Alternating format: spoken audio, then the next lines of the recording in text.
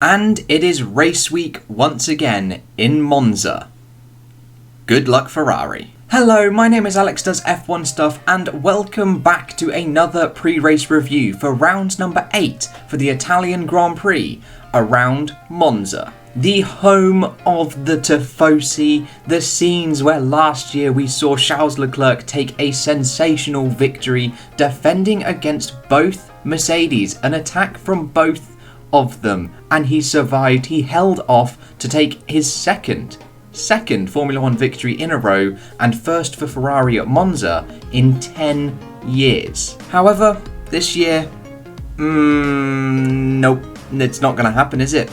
It would be incredible, it would be monumental if he had a good race, but it's looking very unlikely considering how much they struggled in Spa. But if we just take a look at the championships of where we left off in Belgium, Lewis Hamilton has a nice 47-point buffer to Max Verstappen and a 50-point buffer to teammate Bottas, who then has a massive 50-plus point margin to Alex Albon, now best of the rest, if you want to call best of the rest excluding the top three. We've then got Leclerc and Norris as well joint on points, and then it's just sort of a jumbled mess with the Renaults thrusting themselves up after a astonishing race in Belgium. And looking at the constructors, it is much the same. Mercedes 101 points clear of Red Bull, who are I think about 70ish points clear of McLaren, who have just 9 points covering 4 teams. AlphaTauri are a bit of a lonely third from last, 7th or 6th, with Alfa Romeo, Haas and Williams at the bottom. I will actually have to extend my graphs. I've realised I've only got the last race being Russia. We've had like a couple more added since then, so I need to do that, and then the graphs will be like more squidged. I'll work on that. But if we take a look at the weather, exactly like we've done in a few of these pre-race reviews, it is going to be nice and toasty warm. 27 degrees on Friday, 0 chance or 10% chance of rain, which in F1 that means none. If in Spa we had 100% chance of rain on some weather forecasts during the race, and there was none.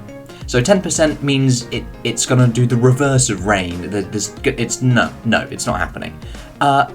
Saturday, qualifying, it's going to be even warmer, and again, 10% chance of rain, which means it won't rain. 28 degrees, very, very toasty warm. But then Sunday, there is a 40% chance of rain, and the icon has changed to rain. But 40% chance, again, if we had 100% and it didn't, 40% means it's still not gonna rain. It won't rain. So as much as I want to get my hopes up that we're gonna have a wet race, I'm gonna keep them nice and low because it's not gonna rain. But if we take a look at the tyre selection that Pirelli is bringing, it is the medium range, the middle range for Monza, C2, C3 and C4, like they brought for Spa, which we saw that the Red Bull was actually more comfortable in the beginning stint on the hards than it was the Mercedes, and this was after the first safety car period. They were faster on the hards in the first few laps of running them than the Mercedes. However, after a couple laps it sort of evened out and the Mercedes were nice and comfortably quicker again. But anyway, with that information out of the way ahead of Monza, let's talk about my team of last week, Renault. What a astonishing race. 23 points in the bag, their largest points haul ever. Which I know some people were quick to point out that Renault have had multiple 1-2 with Alonso and Fisichella back in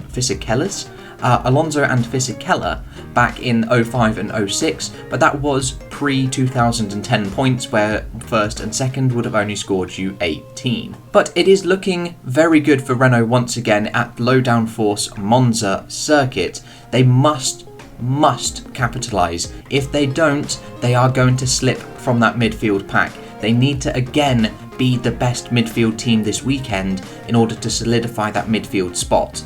And then also Ocon needs to stick it to Ricciardo as well to prove that he does still have that spark, that he does still have that young Mercedes prodigy energy in him. He needs to be able to outrace Ricciardo. So yes, hoping for a good race for Renault, but we head to Mercedes. They're going to be quick, aren't they? They're going to be quick. We've possibly got that engine mode thing coming in. I haven't heard anything that it's come in. I know it was delayed from Belgium, and they then said that it would come in for Italy, but I haven't heard anything yet. So I'm not 100% sure if it's here, if it's done in secret, I'm not sure. But as we've seen in my 2 videos that I've created about the party modes, it doesn't look like it's going to create that much of a difference. And if anything, it's going to be a benefit to Mercedes. But if you want to go and look at the video about that, then I will pop it in a card in the corner and you can go and look at why I think that. But it is also going to be a huge test for Valtteri Bottas. He must outscore Lewis Hamilton this weekend. Some bad luck, I suppose, needs to happen to Lewis in order to swing the championship back in Bottas's favour. But as Lewis has said, it's not his fault that this season is boring, or there are boring races, or the championship fight isn't as close as it should be. And that's not his fault. It's everybody else's fault for not driving quicker, for not producing a better car. And in some respects I agree with that, but then in others there are lots of people that are going to take that as him just being a bit of an asshat and saying everyone else just needs to get good because I'm the greatest. It does seem a bit like arrogant, but then every F1 driver is arrogant. You need to be in order to be an F1. But if we just take a look towards Red Bull, they, like I said at the start, on the hard tyres, they sort of had the pace on Mercedes. After that first safety car period, Verstappen was able to get close to Bottas, although it sort of fell off after that. They do look like the third or the second best car. Unfortunately, Albon though. Albon, with his sort of iffy strategy going onto the medium tyres, that he only needed to do that because of his qualifying, because he qualified behind Ricciardo. They needed to try something different to try and get in front of them because they couldn't overtake on track. So they needed to try something different with the strategy to try and get past, which is why he's always on these alternate strategies which kind of bugger him over, because he's not in front in qualifying. Because if he was in front, he could probably stay in front. But it's just hard to overtake that Renault with its ridiculous straight line speed. But I'm 90% sure he knows that qualifying is what he needs to work on, so expect to see him do slightly better this weekend. But Pierre Gasly, what a solid performance from Pierre Gasly last weekend, and he should do well again this weekend. It's looking good. It's a very similar track and under very similar sort of conditions. So he should do okay again, but that AlphaTauri is just so uppy downy, so sometimes 11th, sometimes 10th, or sometimes 8th or 6th. It just fluctuates a lot over the weekend. And then we've got Danny Kvyat, who, I don't know. He had a decent few races. He's had a few decent races this season, but the past few he's sort of fallen back. He outqualified Gasly though for the first time. That was a definite positive, but just the race pace hasn't quite been there the past few races, and it has called into question. I've seen some articles and some rumours that he may not even last the full season, that they may pull up their junior, who was it that won the race that almost got hit by the P2 board, to Sunder or something like that, I think. Mazepin almost hit him with the P2 board after he rammed into it and knocked it over. But that might happen. It would be a bit rough if it does, because then Kvyat's just been battered about by Red Bull. But it'll be rough. It'll be rough if that does happen. But I don't think it's going to, because he's still performing. He's outqualified Gasly on a weekend that Gasly seemed very strong. But to Racing Point, and they struggled, didn't they? They really struggled. Considering they're a Mercedes lookalike car on a low downforce circuit, they struggled a lot, 9th and 10th, and that was on pace through no fault of their own. Arguably, Sergio Perez's strategy was iffy, but then Lance Stroll was on the same strategy as everybody else. Starts on the hard, pits under the safety car, and he was only, 1.5 seconds up the road? So yeah, their pace just wasn't there. And it does show to me at least that in order to be Mercedes, in order to be at the top, you need to have everything. You need to have the solid car design, which Racing Point have, but you need to have the operational functionality of a race-winning team. You need to have the cracking strategy calls, the on-point strategy calls. You need to have everything nailed. Your pit stops, your Like, everything needs to go right. You need to have the right debrief, the right team energy and everything like that, which is exactly what Mercedes has, and it's something that Racing Point, I don't want to say clearly doesn't have, because they probably do have a great team ethic and a great everything like that, but clearly with a car that looks like this Mercedes and we've seen is quick, they haven't been as quick and as consistent as first expected. So they might just end up struggling again in Italy. I'm not 100% sure. They may have found a turnaround. I'm not quite sure. And to Haas, they had a pretty shocking Spa weekend, but it wasn't helped by the fact they had no FP1 running and only a third of the FP2 running, which meant they had to do all of their race setups in just that 30 minutes in FP2. They then had to do their qualifying setups in free practice 3. They had no chance to do any quick runs or anything like that on the Friday, and they were just on the back foot immensely from the get-go. So possibly they could have been in the same situation as Alfa, actually in front of Ferrari, had they had free practice 1 and all of free practice 2, which they should hopefully get this weekend. So I think it's looking positive for Haas, as they have seemed a little bit quicker generally across the board than Alfa Romeo, who had an astonishing weekend. But here we go. Ferrari.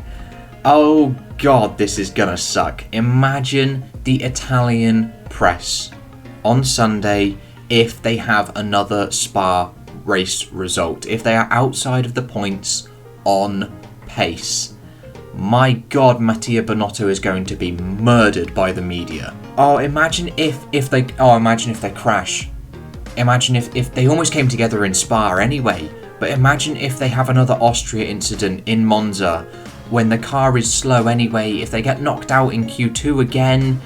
Oh no, it's not going to be an enjoyable race for Ferrari as a team, and just the Tifosi and everyone that supports Ferrari.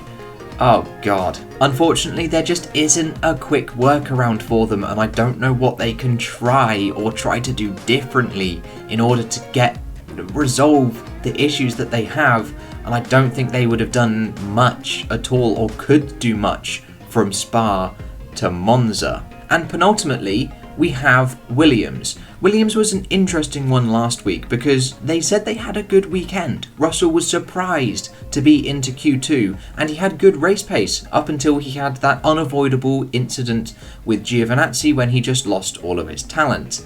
Latifi, though, is a bit of an iffy race for him.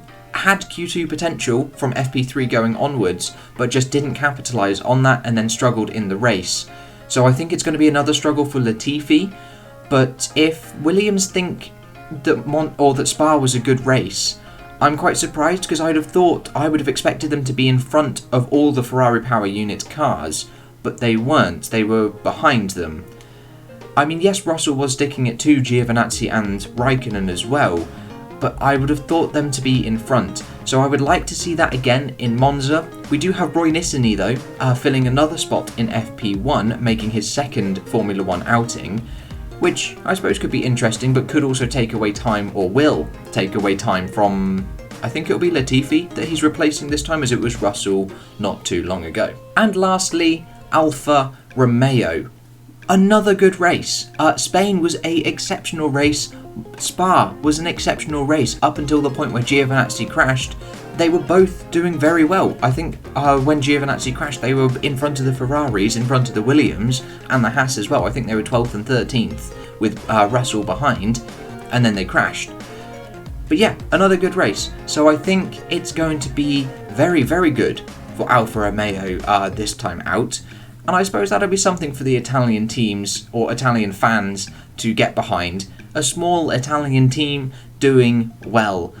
Unfortunately, it just won't be Ferrari. And that is all I've got for you today, guys, for my pre-race review ahead of Italy. But I will catch you in the next video with whatever and whenever I decide to make it.